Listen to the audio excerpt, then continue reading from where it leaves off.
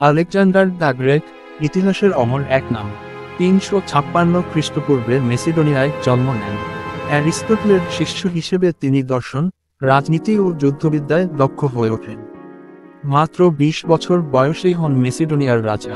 রাজ্য হাতে নিয়েই শুরু করেন বিজয়ের অপ্রতিরোধ্য যাত্রা। ব্রানিকাস, ইসুস, গমেমেলা পারস্য সাম্রাজ্যের বিরুদ্ধে একের পর এক জয়ের মাধ্যমে ইতিহাসে অমর হয়ে ওঠেন।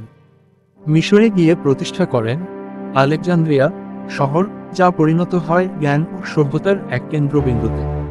পৌঁছেন ভারতবর্ষে, লড়েন পাঞ্জাবের রাজা পোরাসের সঙ্গে। পোরাসের বীরত্বে মুগ্ধ হয়ে নিজের শত্রুকেও সম্মান দেন।